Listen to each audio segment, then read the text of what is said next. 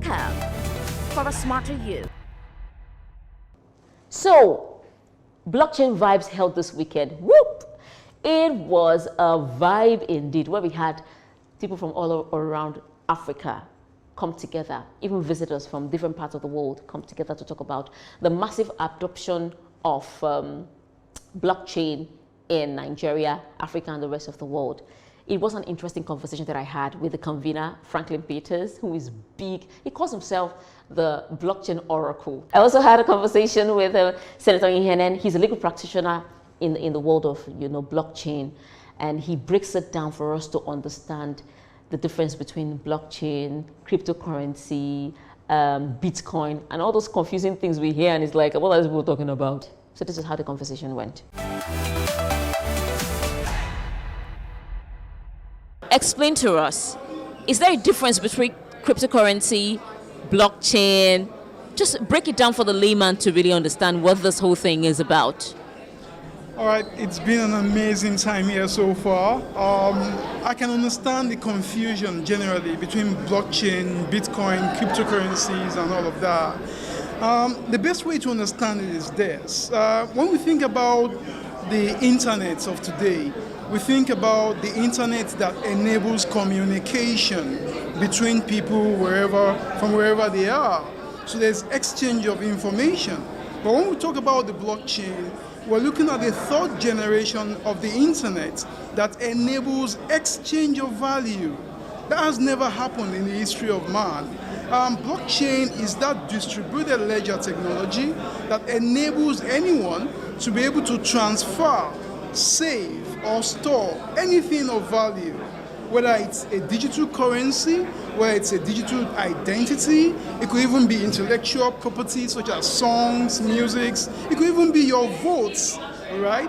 Blockchain enables you to exchange, store, or transfer that without the need for a third party, without the need for an intermediary. You don't need any central authority because it is usually peer-to-peer.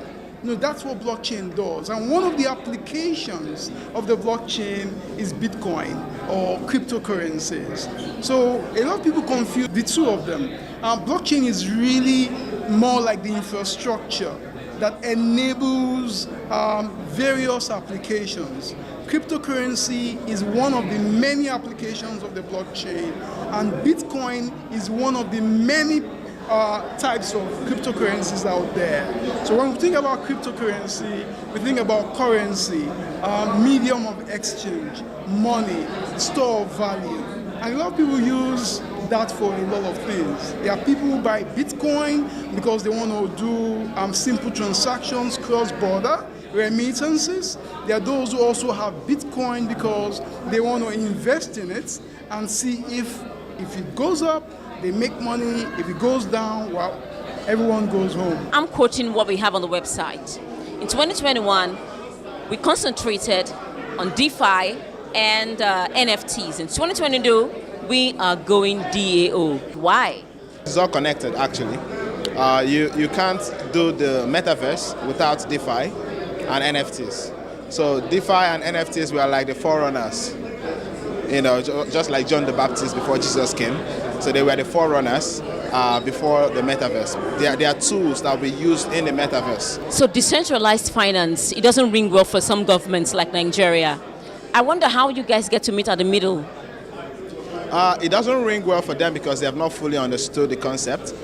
But you should be surprised that they are doing something like e-Naira. It's also decentralized finance. In a way, it's not fully decentralized, but it's one leg into decentralization. Okay, so because now they are decentralizing the power of the CBN and they are giving it to the banks. Now banks are like validators for the network. So yeah, we coming into the middle is like the first set of people that got into the internet space when internet was invented earlier. It might not have gone well between them and the government and the people that were comfortable with the analog system. They might not have wanted it to happen, but today we're all enjoying the internet, right? So in a couple of years to come, like 10 years, 5 years, somehow the government doesn't have a choice but to find a way to connect and be part of the future. I want to share your optimism, really, because I know the Nigerian government and some other African governments are trying as much as possible. Clap our hands for CAR, right, for doing what they did this year, shocking everybody. But the Nigerian government is trying as much as possible to understand. The issue of Binance happened where there were allegations of money laundering. We saw what happened with Flutterwave as well. And I'm wondering, how do you get to explain that so the government really understands that we are not entirely bad people, some things just happen? First, that takes us to regulation, right? Because for the government to be very comfortable with any business in the country, they have to regulate you. I mean, you can't run away from it, right? And we are open. Myself, the team, CBAN, the entire community, we're all open to regulation. We are simply waiting for them to come up with a proper regulatory framework from CBN and the government.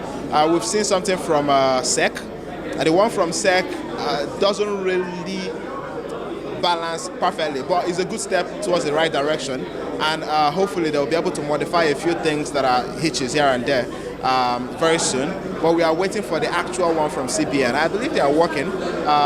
They are working tirelessly in the background, and I love the fact that somehow they are open to see something happen. But it's taking a bit of time. So as soon as that happens, you are going to see massive collaborations between the industry and the government, because now we understand ourselves. The only way, like I said earlier, the government have an understanding with the community is regulation. So until that happens, we are working, and we are following our own what we call self-regulatory framework. So there is a community called CBAN. I'm the VP in CBAN for partnerships and funding. So what we've been doing all the while is creating our internal regulatory structure that helps us to not hurt people, not hurt ourselves, and not hurt the government. And until the proper regulation comes through, we'll keep using that. And then when they come, we'll find a way to collaborate. Tech Hub for a smarter you.